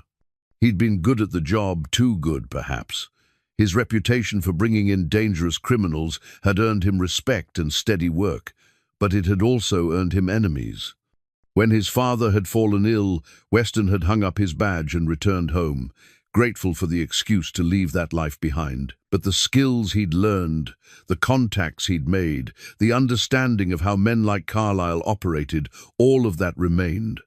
The question was whether he could use those tools without becoming the kind of man he'd worked so hard to leave behind. The sound of approaching hoofbeats drew his attention to the main road. A single rider was approaching in the fading light, and Weston's hand tightened on his rifle until he recognized the familiar figure of Martha Henley's nephew, Danny. The young man dismounted quickly, his face flushed with excitement and worry. "Mr. Kane, ma'am," he called to Miriam, who'd emerged from the cabin at the sound of voices. "Aunt Martha sent me to tell you there's been developments." "What kind of developments?" Weston asked, standing and setting his rifle aside. "Carlyle and his men were in town today, asking questions about you and Mrs. Kane. They were particularly interested in finding out about any family Mrs. Kane might have back east, any connections that might be worth pursuing." Miriam's face went pale. "Family back east? But I don't have any family." She stopped, her eyes widening with understanding. "Mama's sister, Aunt Catherine in St. Louis." Weston felt his blood run cold. Elena's sister had married well into a family with substantial business interests. If Carlyle was investigating extended family connections, he was planning to cast his net much wider than anyone had anticipated. "There's more," Danny continued. Doc Brennan got a telegram from the Territorial Marshal's office. Seems someone filed official papers claiming Mrs. Kane is a material witness in a case involving fraud and embezzlement. They're requesting her presence for questioning in Denver. That's impossible, Miriam protested. I haven't done anything wrong. Doesn't matter, Weston said grimly. It's a legal pretext to compel your cooperation. Once they get you to Denver, they can hold you on any number of trumped-up charges until your family agrees to help satisfy your father's debts. The full scope of Carlyle's plan was becoming clear, and it was more sophisticated than any of them had imagined. The man wasn't just a debt collector, he was a predator who specialized in identifying and exploiting every possible vulnerability in his victims' lives. We need to act now, Weston said, his voice carrying the authority of his old profession, before they can implement whatever they're planning. Act how? Miriam asked. We can't fight the territorial government. We're not going to fight them, Weston replied, his mind already working through possibilities. We're going to give them what they want, just not in the way they expect. He turned to Danny, his expression serious. I need you to ride to town and find Doc Brennan. Tell him to meet us at your father's place in 2 hours. And Danny, tell him to bring that old medical bag of his, the one with the false bottom. The young man's eyes widened with understanding, but he nodded and remounted his horse without questions. As Danny rode away, Miriam stepped closer to her husband, studying his face in the gathering darkness. There's something you haven't told me, she said quietly, something about your past. Weston was silent for a long moment, weighing the cost of truth against the price of continued deception. I was a deputy marshal, he said finally. Before I came here, before we met, I specialized in cases involving financial crimes and territorial jurisdiction disputes. You were a lawman. Her voice carried no accusation, only understanding. That's how you know so much about men like Carlyle. That's how I know we can beat them, he corrected. But it's going to require us to take some risks, and I need to know you trust me completely. Miriam reached up and touched his face gently, her fingers tracing the familiar contours of his jaw. I've trusted you with my life since the day we met, she said simply. I'm not going to stop now. As they stood together in the darkness, preparing for whatever confrontation lay ahead, Weston realized that the choice he'd dreaded for so long was finally upon him. He could remain the simple ranch hand he'd tried to become, and watch everything he loved be destroyed by men like those he'd once hunted. Or he could become, one last time, the man he'd once been dangerous, calculating, and utterly without mercy when it came to protecting what mattered most. Looking down into Miriam's trusting face, the decision was easier than he'd expected it to be. Some fights were worth whatever they cost to win. The morning sun streamed through the kitchen window as Miriam carefully opened her mother's Bible, her hands trembling slightly as she revealed the pressed flowers hidden between its pages. Each delicate bloom told a story: violets from her mother's wedding bouquet, daisies from their last spring together, a single rose from Elena's funeral service. But it was the folded letter tucked behind the book of Psalms that made Miriam's breath catch in her throat. Written in her mother's careful script, it was dated just weeks before Elena's death, and it revealed truths that recontextualized everything Miriam thought she knew about her parents' marriage. My dearest daughter, the letter began, if you are reading this, then I am gone, and you are old enough to understand what I could never say while I lived. Your father was not always the bitter man you know him to be. When we married, he was gentle and kind, full of dreams for our future together. But life has a way of breaking even the strongest spirits, and I fear that my illness and death will complete a transformation that began long before you were born. Miriam's eyes blurred with tears as she read on, learning for the first time about the son her parents had lost before she was born, a baby boy who'd lived only 3 days, taking with him Jed's dreams of passing on the family name. Her mother's letter explained how that loss had changed him, how each year, without a son, had added another layer of disappointment and bitterness to his heart. He loves you, Elena had written, though his pain makes it difficult for him to show it.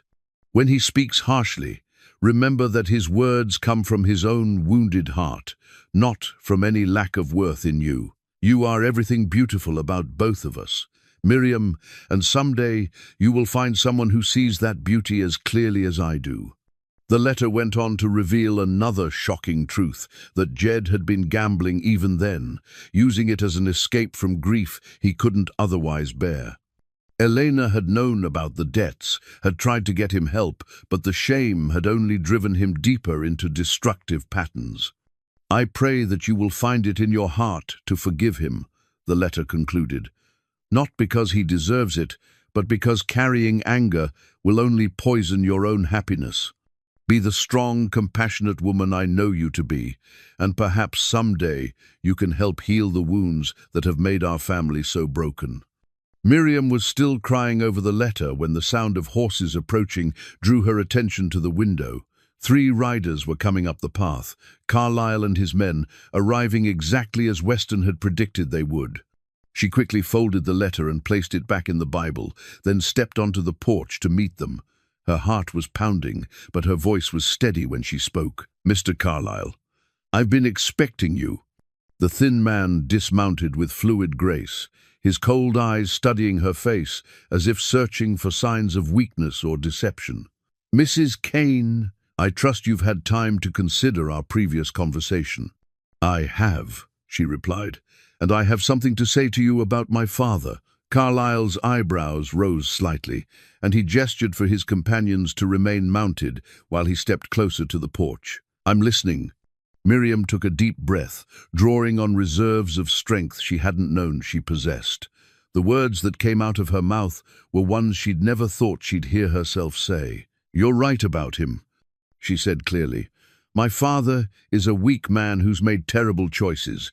He's a gambler and a liar who's destroyed everything good in his life through his own selfishness." The admission seemed to surprise Carlyle, who'd obviously been prepared for denials and excuses. "For years," Miriam continued, "I made excuses for him because I thought that's what family was supposed to do. I told myself his cruelty came from grief, that his failures were just bad luck. But you know what I've learned?" "What's that, Mrs. Kane?" "I've learned that some people choose to be victims of their circumstances and others choose to rise above them. My father chose to be a victim. He chose gambling over responsibility, bitterness over healing, destruction over building something better." Carlyle was watching her with the focused attention of a predator who'd unexpectedly encountered prey that might fight back. "And what does that mean for our current situation?" he asked. "It means I'm done protecting him from the consequences of his choices," Miriam said firmly. "It means I'm done letting his weakness define my worth or limit my future." She stepped down from the porch, moving closer to Carlyle with a confidence that seemed to unnerve him slightly. "You want to hold me responsible for his debts? You want to threaten my husband and our home because of what Jed Haskins owes? Well, here's what I have to say about that." She paused, letting the moment stretch until she was certain she had his complete attention. "I am not my father's daughter in the ways that matter. I don't owe his debts. I don't inherit his shame. And I sure as hell don't have to sacrifice my happiness to clean up his messes." The declaration rang out across the yard with the force of absolute conviction. For 24 years, Miriam had carried the weight of her father's disappointment, had allowed his assessment of her worth to shape how she saw herself. But standing here in the morning sunlight, with her mother's words fresh in her heart and her husband's love giving her strength, she finally understood the difference between loyalty and self-destruction. "That's a touching speech, Mrs. Kane," Carlyle said after a moment, his voice carrying a note of genuine respect. "But it doesn't change the legal realities of your situation." "Doesn't it?" Miriam smiled, and there was something in her expression that made Carlyle take an involuntary step backward. "Because I've been doing some research of my own, Mr. Carlyle.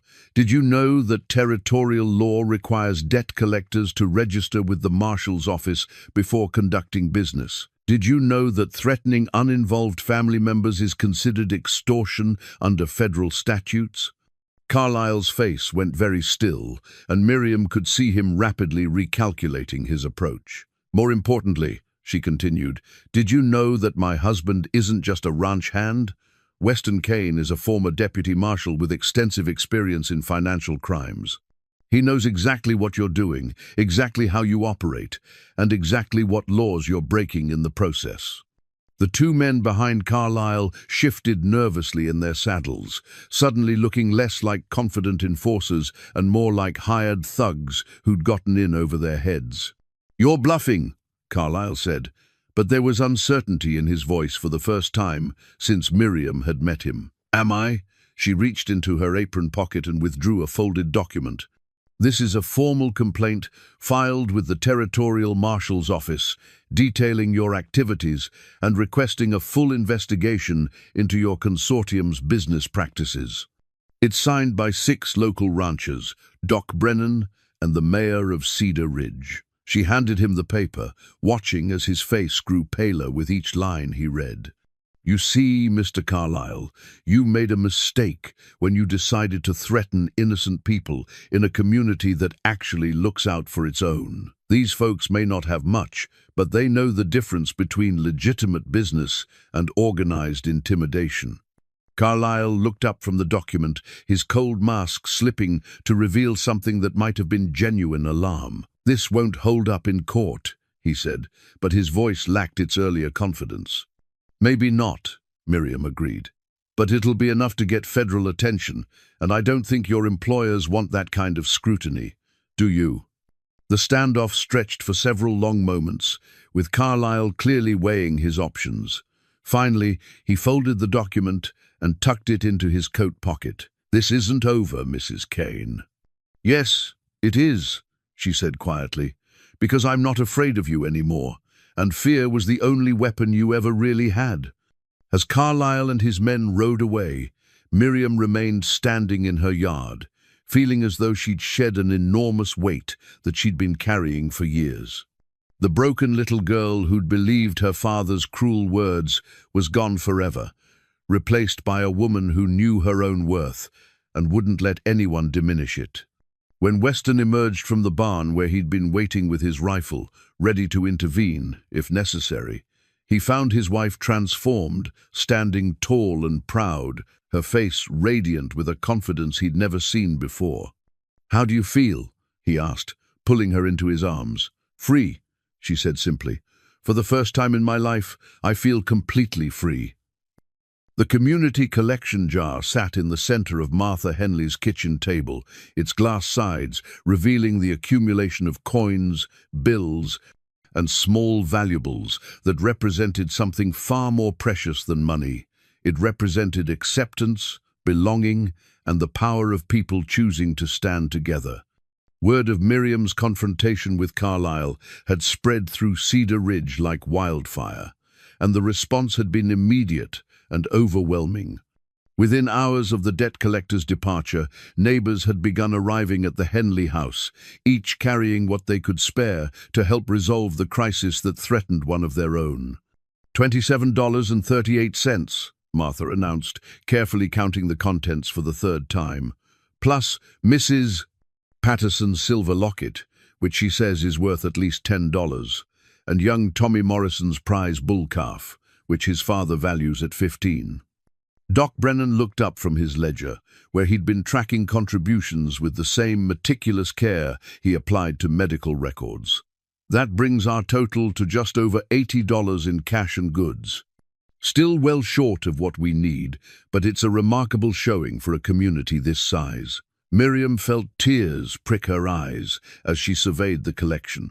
These were not wealthy people. Most of them struggled to make ends meet on their own small farms and ranches. Yet they'd given freely, without question or expectation of repayment, simply because she was one of them now. I can't accept this, she said softly. It's too much. These folks need every penny they have. Nonsense, Martha replied briskly. This community takes care of its own, and you're one of us now. Has been since the day you married that good man of yours. Weston squeezed her hand gently. It's not charity, Miriam. It's what neighbors do for each other. Someday, when someone else needs help, we'll be the ones contributing to their jar. The kitchen door opened to admit Pete Morrison, his weathered face bearing an expression of grim satisfaction. Behind him came Sheriff Walsh, a man whose jurisdiction technically ended at the county line, but whose moral authority extended much further. "Well?" Doc Brennan asked expectantly. "It's done," Pete announced. Walsh here had a very productive conversation with Mr. Carlyle and his associates. Seems they've decided to pursue other business opportunities elsewhere. Sheriff Walsh settled his considerable bulk into one of Martha's sturdy chairs. Accepting the cup of coffee, she pressed into his hands with grateful nods. "Wasn't too difficult, once I explained the legal realities of their situation," he said with understatement that fooled no one present. "Seems they weren't properly registered with the territorial authorities, and their collection methods violated several federal statutes regarding interstate commerce." "What about the consortium?" Weston asked. "Will they just send other collectors?" "I doubt it," Walsh replied. "Once I pointed out that pursuing dubious territorial debts was likely to attract federal attention they couldn't afford, they became quite reasonable. Especially when I mentioned that former Deputy Marshal Kane was taking a personal interest in their activities." Miriam looked at her husband with renewed admiration. His past as a lawman, which she'd only recently learned about, had proven to be the key that unlocked their crisis.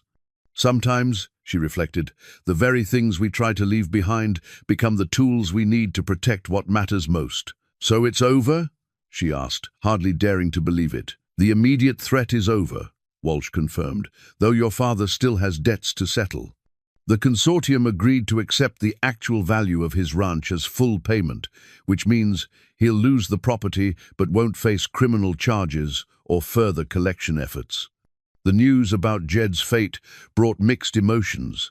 Miriam felt sympathy for the man who would lose the only home he'd ever known, but she also felt a profound sense of closure. His debts were his own, as were their consequences, and she was finally free to build her own life without the shadow of his failures hanging over her.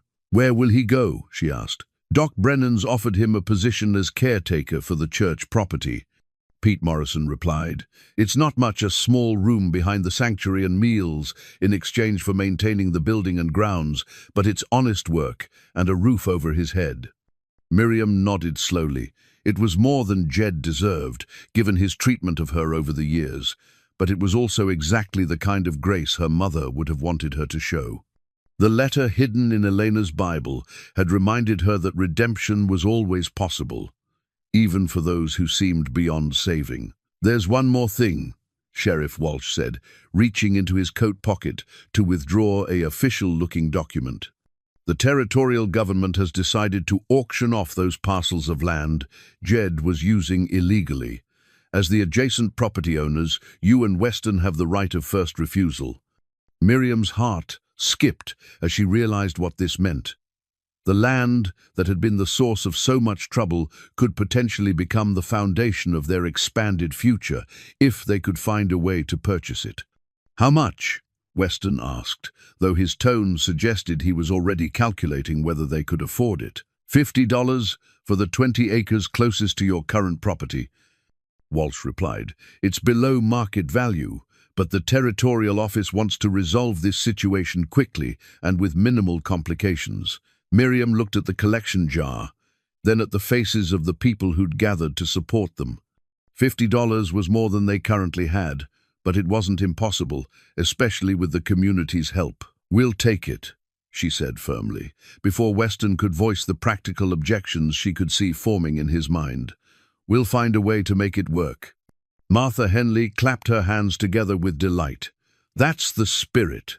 This community knows how to pull together when it matters." As the group began discussing practical arrangements, work parties to help clear and fence the new land, shared equipment and labor, the kind of cooperative effort that made frontier communities possible, Miriam found herself thinking about the journey that had brought her to this moment. 6 months ago, she'd been a bitter, lonely woman who believed her father's assessment of her worth.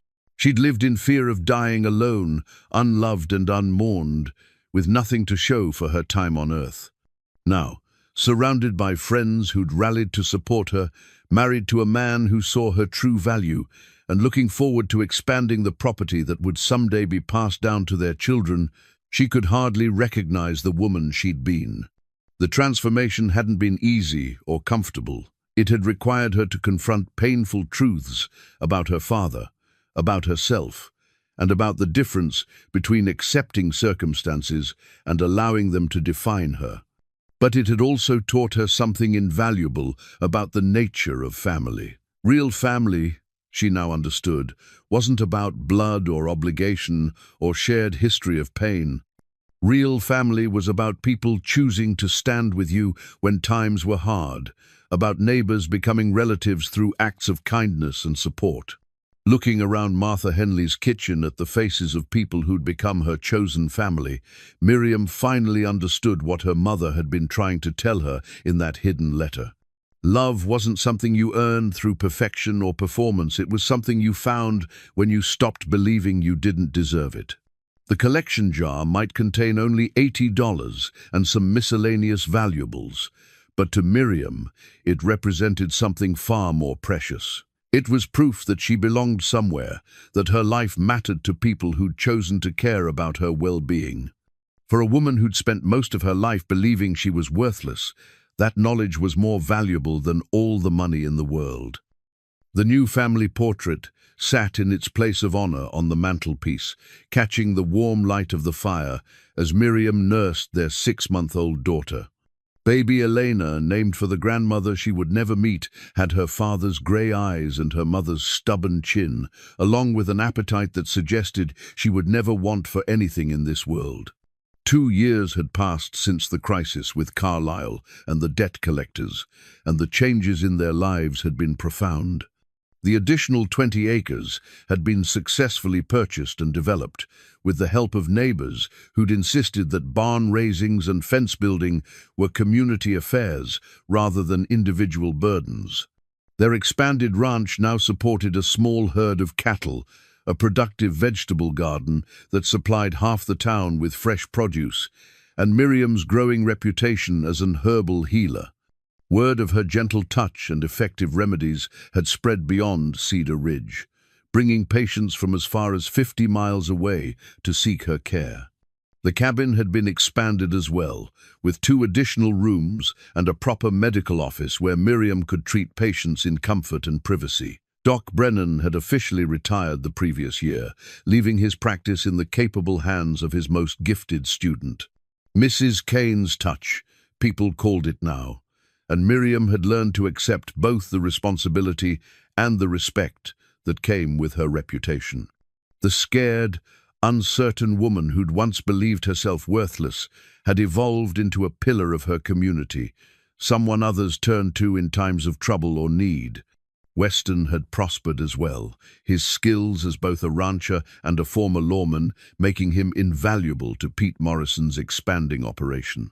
Just last month, Pete had offered to make him a full partner in the business, recognizing that Weston's leadership and integrity were worth more than any monetary investment. But perhaps the most surprising change had been in Jed Haskins himself. The man who sat across from them now, holding his granddaughter with the careful reverence of someone who understood the preciousness of second chances, bore little resemblance to the bitter, cruel father Miriam remembered from her childhood. His work as church caretaker had given him purpose and structure, while Doc Brennan's insistence that he attend weekly temperance meetings had helped him confront the gambling addiction that had nearly destroyed his life. "She's got Elena's smile," Jed said softly, his weathered face gentle as he studied the baby's features. "Same way of looking at the world, like she expects it to be good to her." The comment would have been impossible to imagine 2 years ago, when Jed's capacity for tenderness seemed to have died with his wife. But losing everything, his ranch, his independence, his illusions about himself, had paradoxically freed him to rediscover the man he'd been before. Grief and addiction had twisted him into something unrecognizable. The transformation hadn't been immediate or easy. There had been false starts and setbacks, moments when old patterns of bitterness and blame had reasserted themselves. But with Doc Brennan's patient guidance and Miriam's cautious willingness to allow him limited access to her life, Jed had slowly begun the work of redemption. He would never be the father Miriam had needed during her childhood. The damage was too deep and too long-standing to completely heal. But he was trying to be the grandfather Elena deserved, and that effort was enough to build a tentative peace between them. "I need to apologize to you," Jed said suddenly, his eyes still fixed on the baby in his arms. "I know I've said it before, but I need to say it again. The way I treated you, the things I said, there's no excuse for that kind of cruelty." Miriam shifted Elena to her shoulder, patting the baby's back as she considered her response. The anger that had once burned so fiercely in her chest when she thought about her father's treatment had cooled to embers over the past year, replaced by something that might eventually become forgiveness. "I know you're sorry," she said carefully, "and I appreciate that you're trying to be different now, but I need you to understand something." She looked directly at him, her voice steady but firm. "I'm not the same person I was when you were saying those things. I don't carry your opinion of me anymore, good or bad. I know who I am now, and I know what I'm worth, and nothing you said in the past can change that." Jed nodded slowly, understanding the boundaries she was setting. "You're stronger than I ever was," he said. "Stronger than your mother, even, though Lord knows she was the best woman I ever knew." "I learned to be strong because I had to," Miriam replied. "But I also learned that real strength comes from choosing love over bitterness, even when love is harder." She gestured toward the portrait on the mantel, which showed her and Weston and baby Elena surrounded by their chosen family, Pete and Sarah Morrison, Martha Henley, Doc Brennan, and a dozen other faces that represented the community they'd built together. "That's what I want Elena to learn," she continued. "That family isn't just about blood, and love isn't something you have to earn through being perfect. I want her to grow up knowing she's valuable exactly as she is, surrounded by people who celebrate her strengths and help her work through her weaknesses." Weston reached over and took her hand, his thumb tracing the simple gold band that had replaced her mother's ring as the symbol of her married status. Elena's ring now resided in a special box, waiting for the day their daughter would be old enough to understand its significance. "She'll know," he said simply. "Every day of her life, she'll know she's loved and wanted and precious." The quiet certainty in his voice made Miriam's heart swell with gratitude. This man, who'd seen value in her when no one else could, had become not just her husband, but her partner in every sense of the word. Together, they'd built something that would last, a legacy of love and respect and community that would outlive them both. As the evening shadows lengthened and the fire settled into glowing coals, Miriam found herself thinking about the journey that had brought them to this moment. The pain of her childhood had been real and lasting, but it had also taught her to recognize authentic love when it finally appeared in her life. Without her father's cruelty, she might never have appreciated Weston's gentleness. Without years of believing herself unworthy, she might never have valued the community that had embraced her so completely. The scars remained, but they'd become part of a larger story about healing and transformation and the power of choosing hope over despair. Baby Elena stirred in her grandfather's arms, her tiny fist uncurling to reveal perfect miniature fingers. As Jed traced those fingers with wondering gentleness, Miriam saw tears in his eyes, tears of regret for time lost, but also tears of gratitude for this unexpected gift of redemption. "Thank you," he whispered, though whether he was speaking to Miriam or to some higher power, she couldn't be sure. Looking around their comfortable home, at her husband's loving face and her father's genuine remorse and her daughter's peaceful sleep, Miriam felt a deep sense of completion. The broken little girl, who'd once believed her father's cruel prediction that she would die alone without sons, had become a woman surrounded by family, blessed with a daughter who would grow up knowing her own worth and confident in a love that had already proven strong enough to overcome any obstacle. The future stretched before them, bright with possibility and anchored in the knowledge that they'd built something real and lasting together. And if there were still storms to weather, and there would be, because that was the nature of life. They would face them as they'd faced everything else, together, with courage, and with the unshakable certainty that love, properly tended, could overcome even the deepest wounds. Outside, the first stars were appearing in the darkening sky, and Miriam thought about her mother's words in that long-ago letter. "Be the strong, the compassionate woman I know you to be." Looking at her sleeping daughter, she knew that Elena's legacy of love would continue through another generation, carried forward by a child who would never doubt her own worth or the depth of her parents' devotion. Some wounds, Miriam reflected, could indeed heal completely when tended with enough patience and love. And some stories that began with cruelty could end with grace, if the people living them were brave enough to choose a different path than the one that had been laid out for them. In the gentle warmth of their home, surrounded by the people who mattered most, Miriam Kane finally understood that her father's cruel prediction had been wrong in every way that mattered. She hadn't died alone, she was surrounded by love, and while she might not have given him the sons he'd demanded, she'd given the world something far more precious. A daughter who would grow up knowing that a woman's worth wasn't measured by others' expectations, but by the size of her heart and the strength of her character. The wooden horse Weston had carved for her still sat on the kitchen windowsill, its polished surface catching the lamplight like a small beacon of hope. It had been the first gift of many, the first tangible proof that someone saw beauty in her that had nothing to do with conventional standards or social expectations. Now, as baby Elena slept peacefully in her grandfather's arms and her husband's hand rested warm and steady in her own, Miriam knew that the greatest gift hadn't been the carved horse or even the brass compass that still resided in her jewelry box. The greatest gift had been learning to see herself through the eyes of someone who loved her truly, completely, and without reservation. The fire settled with a soft whisper, casting dancing shadows on the walls of the home they'd built together. Tomorrow would bring new challenges, new patients seeking her healing touch, new decisions about expanding their ranch and their family. But tonight, in this perfect moment of peace and contentment, Miriam Haskins Kane understood something that had taken her 26 years to learn. Love, real love, didn't require her to be anything other than exactly who she was. And that knowledge, hard-won and deeply treasured, was a legacy she would pass on to her daughter, ensuring that Elena would never spend a single day of her life believing she had to earn her place in the world. The story that had begun with cruel words and broken dreams had become something beautiful after all.